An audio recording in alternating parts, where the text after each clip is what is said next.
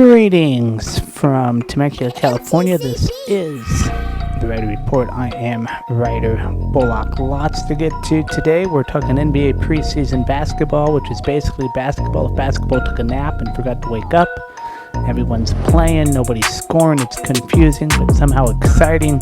Give you the recap of the Thunder and the Bucks game and some other preseason games going on.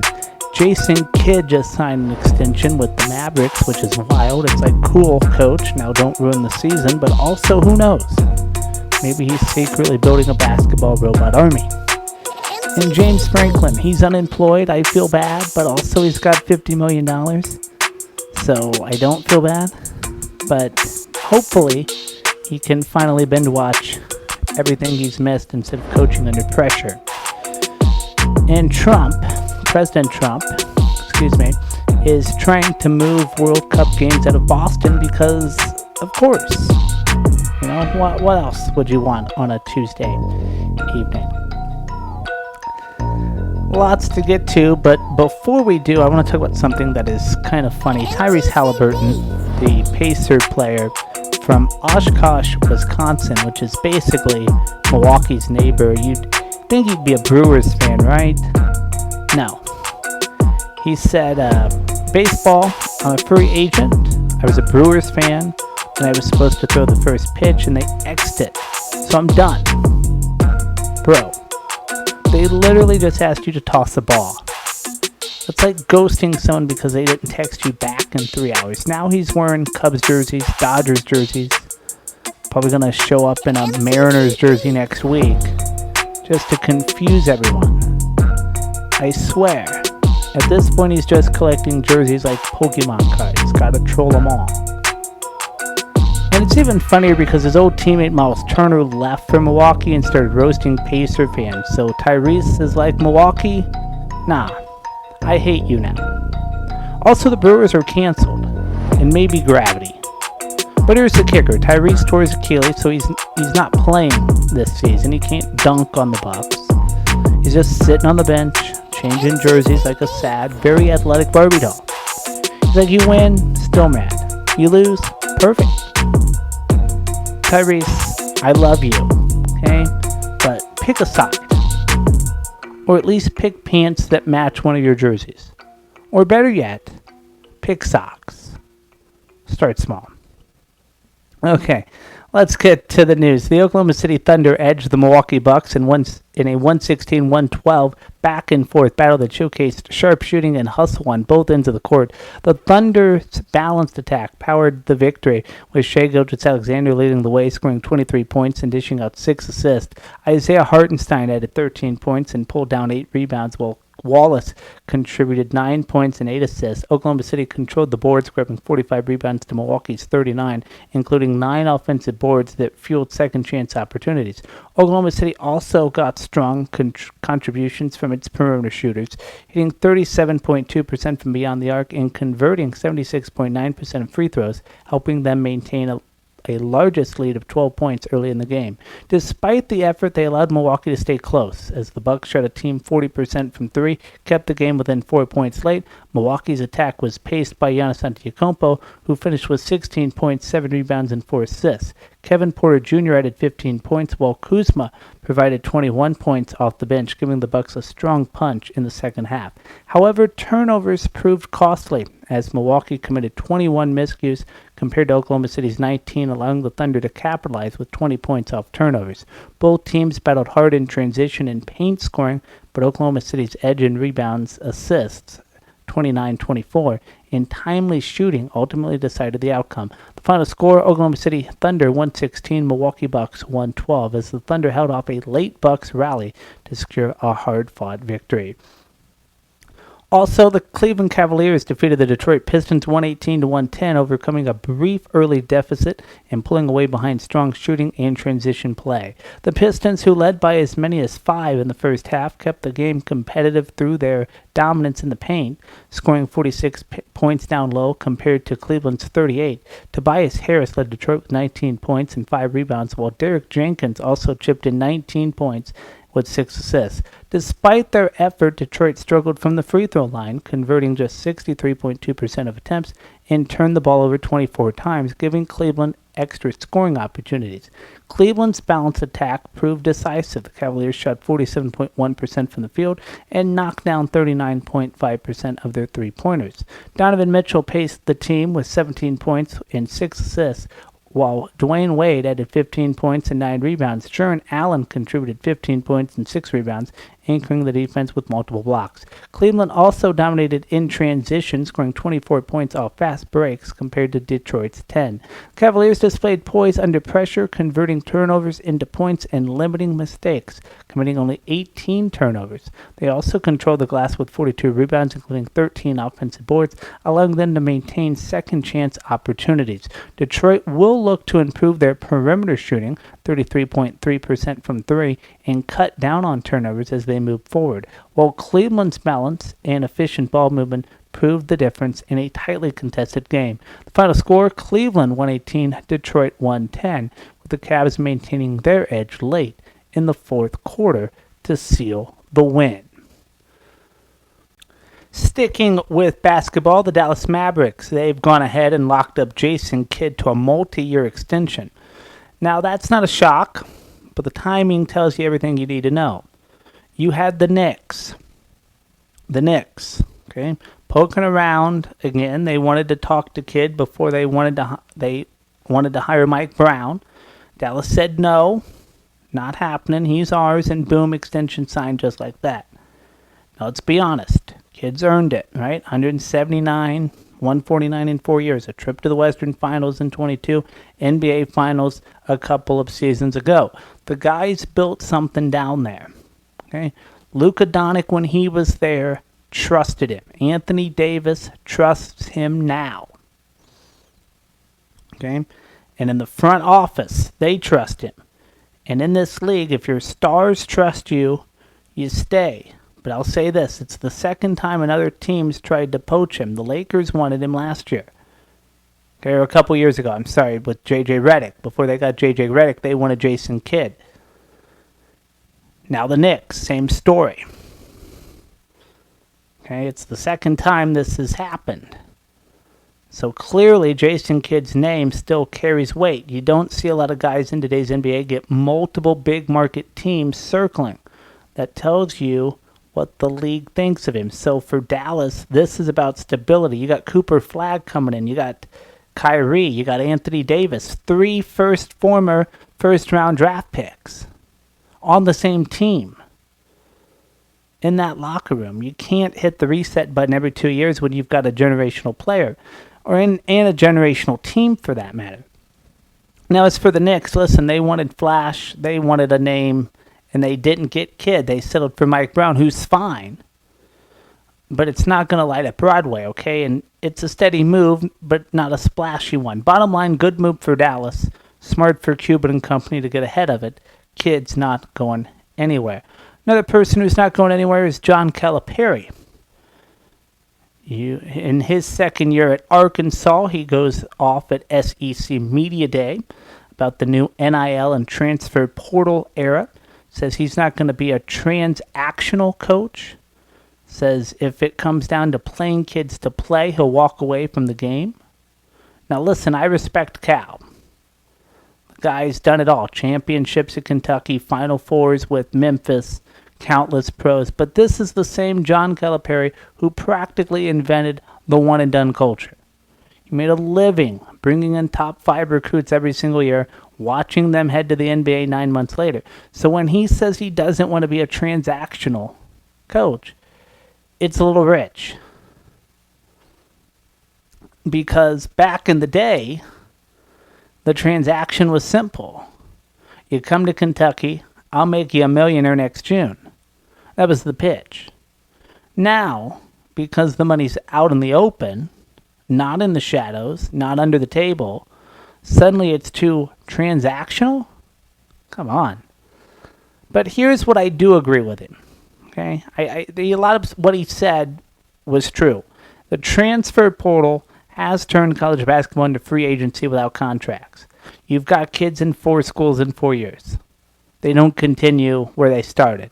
No team building, no sense of loyalty, and I get it. Coaches jump for better jobs, so players should have flexibility. But at some point, the whole college part of college basketball starts to fade away. In Cal's point about fixing it for his son, for the next generation, that hits. The sport's changing so fast that the old school guys are getting washed out. Tony Bennett's gone. Jay Wright's gone. Even Izzo's sick of it. You can feel the frustration across the board, but here's the truth. This isn't going backwards. NIL, the house settlement, transfers, all of it, it's the new ecosystem. Either you adapt or you fade out. Calipari says he wants to be transformational, not transactional. Well, transformation in 2025 means learning how to win within the system, not pretending it doesn't exist. Because like it or not, this is the game now. Also at SEC Media Day, Dawn Staley. Yes, the legendary coach from South Carolina, 3-time national champion, Hall of Famer. She sat down and dropped a pretty powerful statement. She said she doesn't believe the NBA is ready to hire a woman as a head coach. Not now, maybe not even in her lifetime. And you know what? That's a gut punch. Okay, let's be clear. Staley was interviewed by the Knicks earlier this year. Legitimately interviewed. And she's known Leon Rose and World Wide West for decades. She went into it with an open mind, and she said she would have taken the job if offered. But ultimately, the Knicks went with Mike Brown to replace Tom Thibodeau. And here's the thing. Staley wasn't talking about X's and O's. She was talking about the scrutiny. She said, and I quote, if the Knicks have a 5-game losing streak, it's not going to be about the losing streak. It's going to be about being a female coach. That's the reality she was preparing them for. And she's right. The media, the fans, they'd make it about gender before they'd make it about basketball. She's not bitter. She's reflective. She said the process helped her learn, and now she wants to help others, future candidates, NBA teams, understand what it takes to make that leap. She said, come see me. I'll get you ready for the interview. That's leadership. That's legacy. And while we're on Staley, her Gamecocks are ranked number 2 in the AP preseason women's basketball poll, right behind UConn. But they got a tough break. Chloe Kitts, one of their stars, is out for the season with a torn ACL. Staley called her irreplaceable, but also said, we're not going to skip a beat. That's the kind of confidence and culture she's built. So Dawn Staley is a pioneer. Whether the NBA is ready or not, she's already laid the groundwork. And if they do ever make that historic hire, you better believe her fingerprints will be all over it. And I agree with her. I don't think the NBA is there just yet. In her lifetime, though, I think they might. It might happen in her lifetime because, you know, Jenny Busick is a phenomenal assistant coach for the Indiana Pacers. Went to the finals. And, Jim Boylan promoted her to a front bench assistant coach. And, she's with Jim Boylan, but Jim Boylan promoted her, really. And head coach from Rick Carlisle, brought her over from Dallas and that. And, so if there was a leading candidate that wasn't Dawn Staley, I think it's Jenny Busick and a lot of other big names in women's a lot of big women's names in that conversation. So it might not be a year from now, 2 years from now, but maybe 10, 15 years from now, it's right there. I think, but I could be wrong. Somebody who's not on the sidelines is James Franklin. Penn State is paying James Franklin $49 million to go away. $49 million. You know how crazy that number is? That's not a buyout. That's a Powerball jackpot. And here's the kicker. His contract says he's got to diligently search for his next job. Coaching, scouting, broadcasting, whatever it is. He's got to show proof that he's trying. Basically, Penn State just paid the man a king's ransom and told him, hey, do us a favor and get employed quick so we can stop bleeding money. Now, look, I don't fault Franklin. He signed the deal. The school agreed to it. That's business. But what's going on in college football right now is absolutely ludicrous. Jimbo Fisher gets $76 million. Now Franklin's at $49. These buyouts are turning into Wall Street severance packages. And remember, this isn't coming from the university. It's coming from the athletic department. So don't let anyone tell you, oh, tuition's going up because of the coach. No, this is booster money. It's TV money. It's playoff money. The big boy football economy. Now, the funny part is the clause says Franklin's got to make a good faith effort to get the maximum reasonable salary. You know what that means? Penn State basically is saying, hey, James, don't go take a $1 a year job at ESPN just to stick us with the bill. They want him coaching again and soon. And there are some schools out there who would take him because the man has a great resume. I mean, he turned Vanderbilt around. He got Penn State back on the map. And there are some real jobs out there. Arkansas is open, Oklahoma State, UCLA, Virginia Tech, even Stanford. Franklin's going to have calls, no question. But for Penn State, this is a statement. They're saying, we've had enough of being good. We want to be great. And $49 million later, they're hoping that greatness is right around the corner. Still, you can't help but laugh. College football's turned into monopoly money. Here's what's trending tonight in the world of sports. President Donald Trump has suggested he may push to relocate 2026 FIFA World Cup matches scheduled at Gillette Stadium near Boston, citing concerns over public safety and criticizing Boston Mayor Michelle Wu as a radical leftist. Trump claimed parts of Boston had been taken over by unrest, referencing recent pro-Palestinian protests that turned violent. Gillette Stadium is set to host 7 matches during the tournament, which the U.S. is co-hosting with Mexico and Canada. Trump said, quote, we could take them away despite acknowledging the games are sold out. FIFA officials quickly responded, emphasizing that host cities' decisions are under FIFA jurisdiction. It's FIFA's tournament, FIFA's jurisdiction. FIFA makes those decisions. Trump insisted that if he deemed a location unsafe, he could call FIFA President Gianni Infantino to request a venue change.